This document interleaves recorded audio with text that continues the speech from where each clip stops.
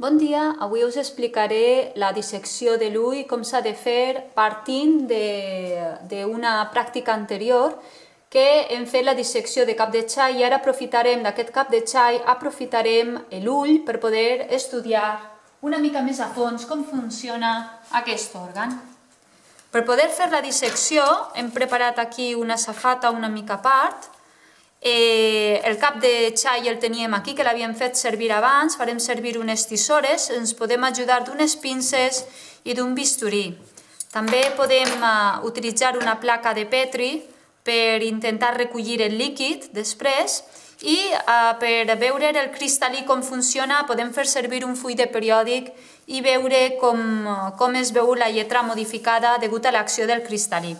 Anirem per parts. La primera part de la pràctica serà l'extracció de l'ull. Com ho podem fer? Directament amb les tisores ens podem centrar en anar posant la punta de les tisores per el borde de l'ull i anar retallant amb una mica de paciència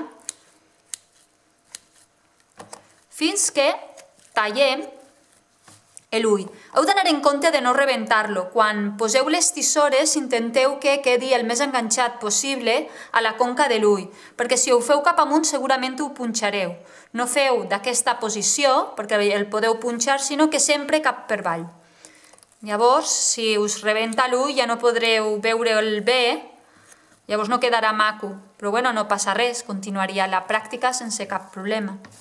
Veieu com? Ara ja, un cop que ja el tinc una mica separat, recordeu de no posar els dits enmig sempre que feu servir les tisores o el bisturí i poseu les pinces, d'acord? Mireu aquí com es va separant a poc a poc. Molt bé, ja tindríem l'extracció de l'ull feta. Si teniu dubtes, sempre podeu preguntar al professor de com començar. Llavors, aquí ja podeu observar com estava connectat l'ull a través de tot aquest teixit. Aquí n'hi ha músculs, n'hi ha nervis. I aquests músculs i aquests nervis són els que dominarien l'ull per poder enfocar, per poder treure la informació.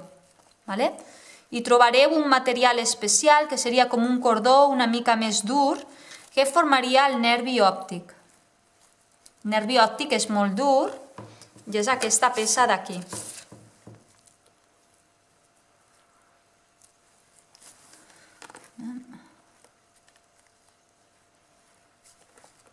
Aquí l'hem tret a fora. Aviam si el podem observar aquí. Mireu, està aquí, és aquest cordó. Es distingeix perquè és una mica més dur. Quan ho toqueu, tot aquest material està més tou i aquest és una mica més dur. I el mateix passa aquí dintre. Podríeu notar material blanquinós que és una mica més dur. Però aquí l'hem tallat arran, pràcticament. És aquest d'aquí. Aquest seria el nervi òptic. En quant a la resta de coses que es poden observar, seria, per exemple, aquí teniu una mica de músculs. Aquests músculs són els músculs de l'orbital, que són els que fan que l'ull pugui girar en una direcció o en altra o fins i tot enfocar, per enfocar més endavant, més endarrere, segons el que necessitem. Què més veiem aquí? Aquesta capa d'aquí blanca seria l'escleròtica, que va de bat a bat. Pràcticament cobreix tot el que seria aquesta esfera, seria l'escleròtica, excepte aquesta finestra d'aquí que donaria lloc a la part de la retina. Més endavant, teniu aquí. Llavors, teniu la capa còrnia, que és aquesta transparent, i després a sota de la capa còrnia teniu l'humor vitri. Ara després quan ho obrim ho podrem veure. Per poder fer la dissecció de l'ull tindrem que anar molt en compte amb les tisores o amb el bisturí, si us atreviu a fer-lo.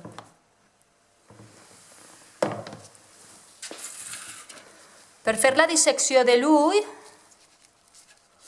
us recomano que gasteu més les tisores que el bisturí, ho podeu fer indistintament. L'escleròtica és un material molt dur i llavors haureu d'anar en compte. Llavors, el primer que us costarà serà fer aquest primer tall. Llavors, aneu insistint fins que aconseguiu pessigar l'ull. Llavors ho fareu de dalt a baix, per exemple, d'aquí a aquí. És a dir, des d'aquí fins aquí intenteu tallar-lo.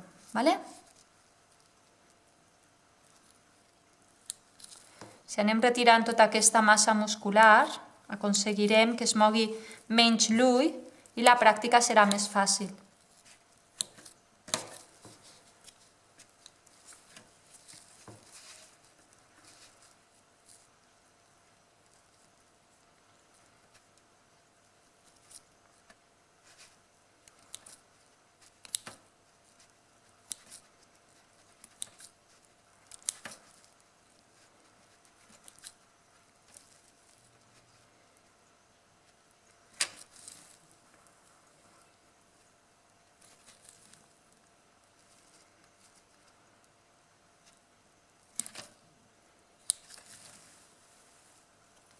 Un cop que ja tenim un primer tall,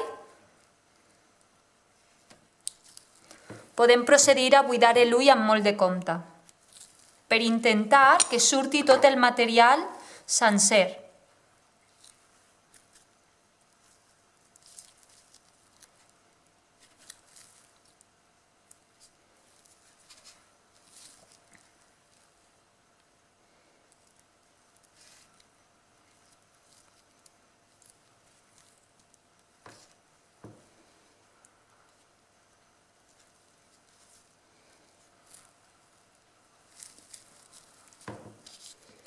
Molt bé, aquí podeu veure tot el material.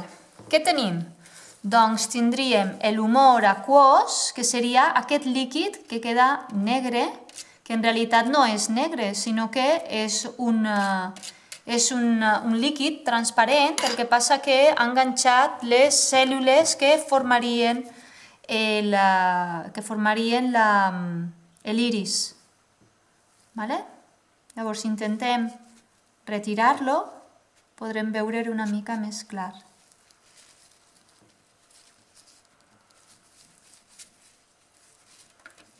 Tot el que estem traient és l'humor aquós. Aquesta massa que ens ha quedat aquí seria l'humor vitri. I en l'humor vitri hauríem de poder observar el cristal·lí, que ens ha quedat una mica partit per la meitat. Llavors, què passa si jo agafo el cristal·lí i el poso a sobre d'una lletra? Podríem veure, si el poseu sencer, podríeu veure com queda modificada la mida.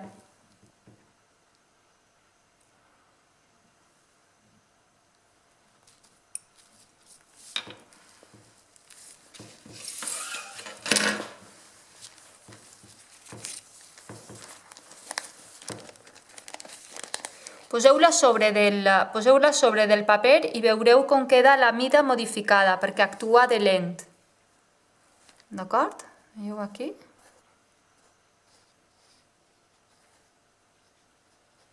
Aquesta és la funció que faria el cristal·lí, faria de lent.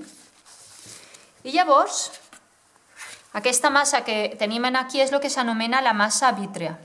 Aquí tindríem la retina. I llavors podem observar què ha quedat d'aquest globus ocular, del qual ara només en queda l'escleròtica i la còrnia. Posem el dit per dintre per veure com és. L'acabo d'obrir també. Amb molt de compte, recordeu sempre no posar les mans davant de les tisores.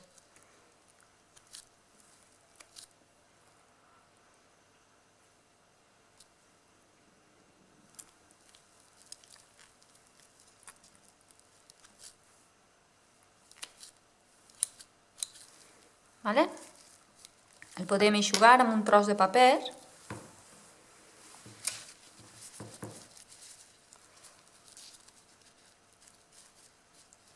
I veure què hi ha aquí dintre, que ja més o menys ja ho veieu. Aquesta part d'aquí, transparent, era la part que feia de còrnia, i aquí hi havia albergat tot el que hi havia a l'interior de l'ull. Aquesta part del darrere seria on queden reflectides les imatges i és on connecta amb el nervi òptic per enviar el missatge a l'ull. És com una pantalla. Aquí el que veu l'ull queda reflectida en aquesta banda i és el que formaria la retina. Quan parlem de la retina és aquesta part d'aquí, és el lloc on s'imprimeix la imatge i està formada per dos tipus de cèl·lules que ja vam estudiar a la classe. Una que eren els cons i els altres els bastons. Què fan els cons? Detecten el color i els bastons detecten la intensitat de llum. Molt bé. I fins aquí seria tot el que podríem aprofitar de la dissecció de l'ull.